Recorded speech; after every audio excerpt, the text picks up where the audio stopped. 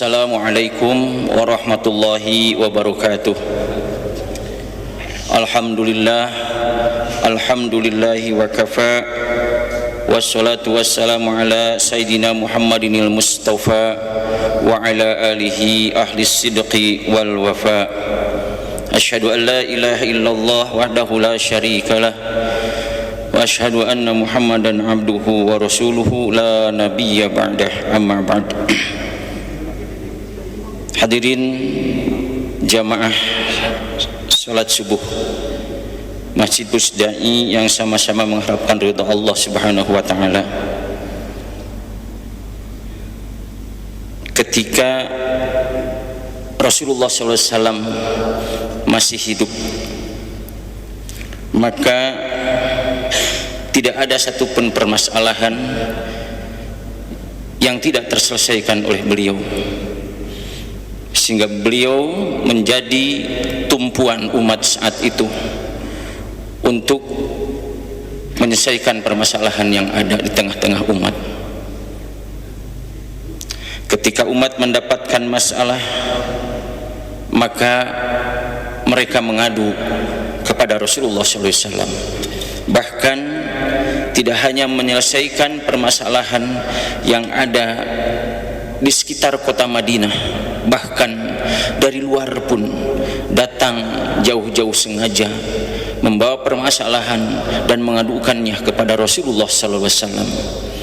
Dan luar biasanya Rasulullah SAW memberikan jawaban yang dapat menyelesaikan permasalahan tersebut. Sekali lagi, singkatnya, tidak ada permasalahan yang tidak dapat diselesaikan selama Rasulullah SAW masih hidup di tengah-tengah umat.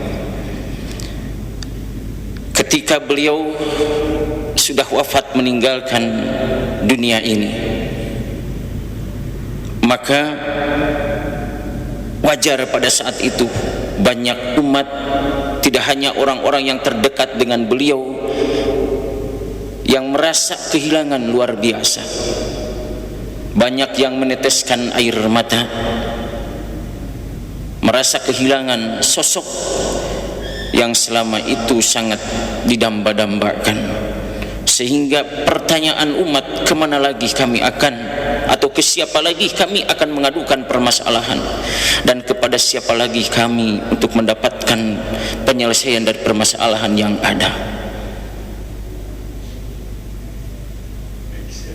Jawabannya tentu adalah orang-orang yang telah mendapatkan serapan ilmu dari beliau. Karena kita yakin ilmu tidak akan pernah berhenti, akan terus mengalir sampai akhir nanti. Oleh sebab itu Rasulullah SAW bersabda, qala Nabi sallallahu alaihi wasallam, innal ulama warasatul anbiya, innal anbiya lam yuwarrisu dinaron wala dirhaman wa innama warasul ilm faman akhadha bihi faqad akhadha bihadzin wafirin.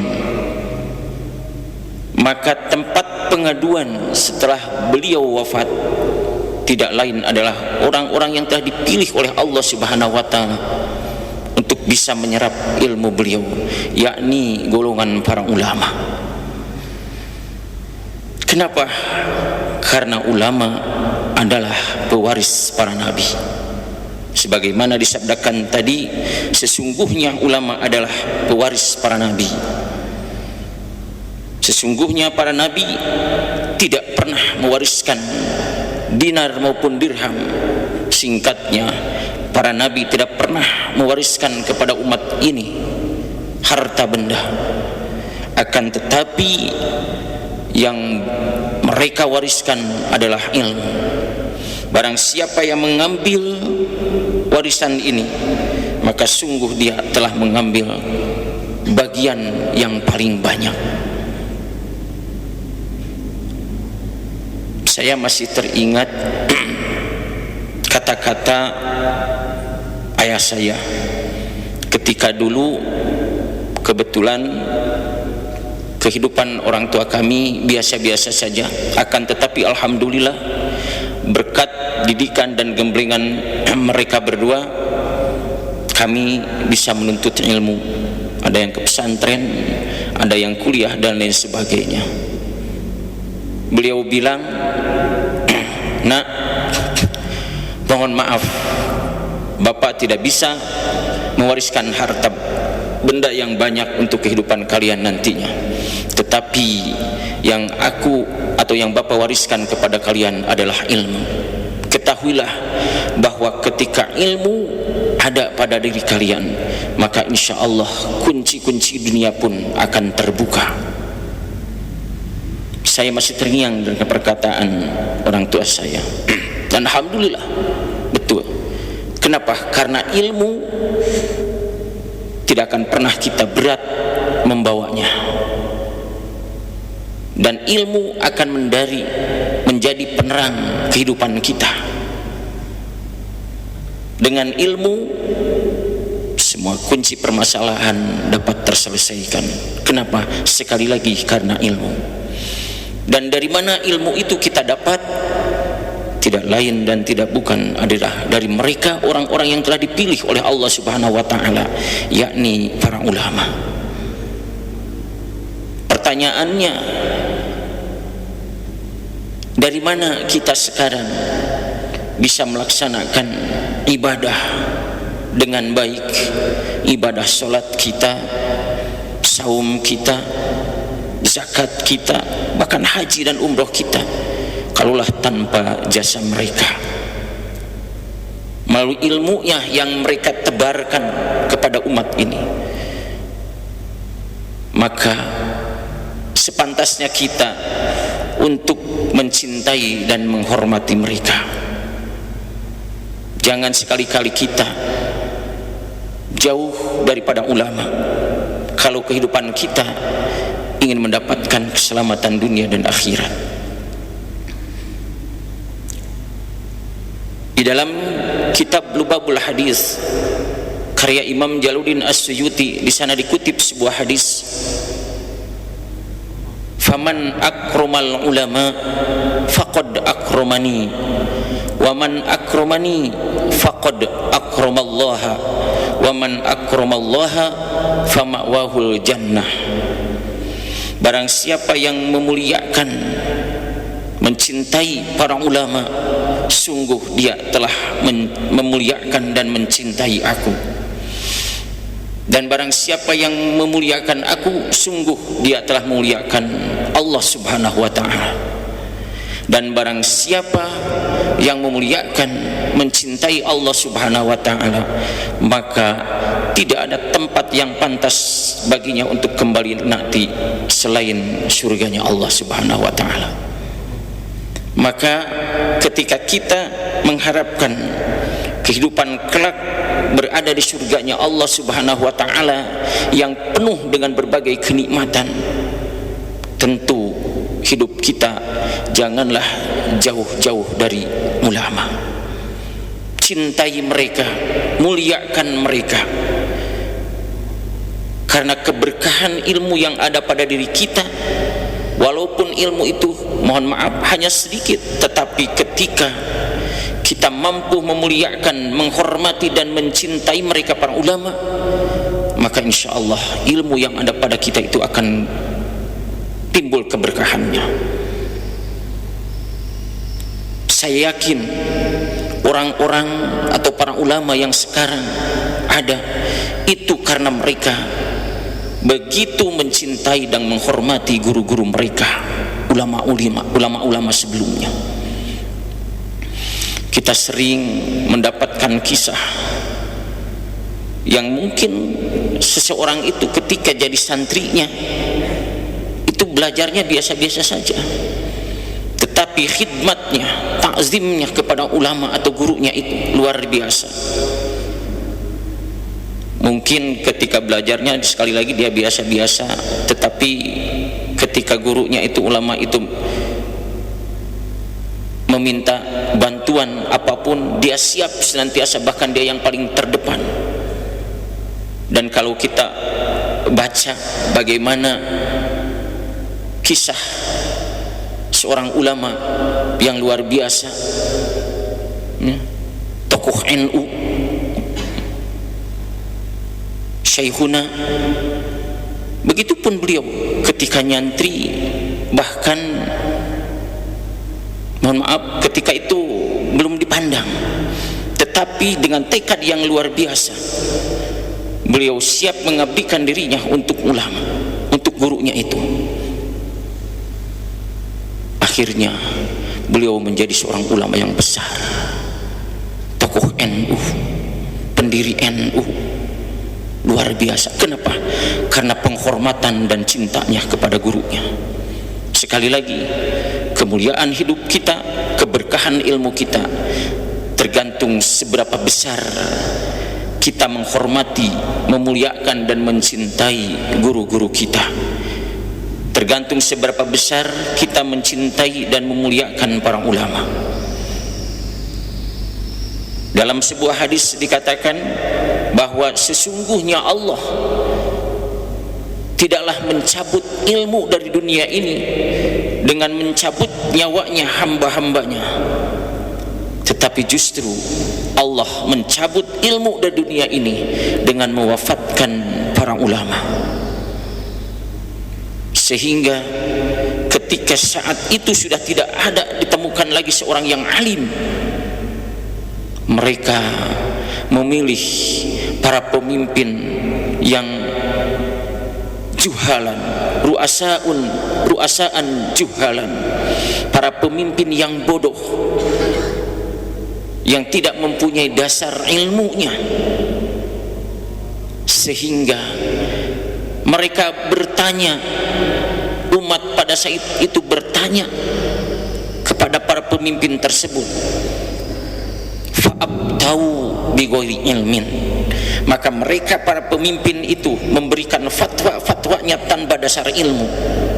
Maka kalau demikian, fadallu wa adallu, pemimpin-pemimpin yang demikian itu adalah mereka nyata-nyata sesat dan menyesatkan umat. Sekali lagi, bagi Allah untuk mencabut ilmu dari tengah-tengah kita, caranya dengan mewafatkan para ulama. Hadirin jamaah rahimakumullah, mungkin kita bisa merasakan ketika di tempat kita, di wilayah kita, bahkan di negeri kita ini, lambat laun sedikit demi sedikit para ulama yang karismatik sudah Allah wafatkan. Maka apa yang terjadi sudah mulai terasa, sudah mulai terasa. Kenapa? Karena tidak ada lagi ulama yang menjadi rujukan, tidak ada lagi ulama yang bisa dimintai fatwanya untuk menyelesaikan permasalahan ini. Maka sekali lagi, mari kita muliakan, hormati dan cintai mereka para ulama. Jangan justru sebaliknya kita menjauhi, bahkan nauzubillah kita membencinya. Terakhir, ada seseorang bertanya kepada Imam Hasan Al-Basri tentang amalan apa yang dapat mendekatkan aku kepada Allah Subhanahu wa ta'ala.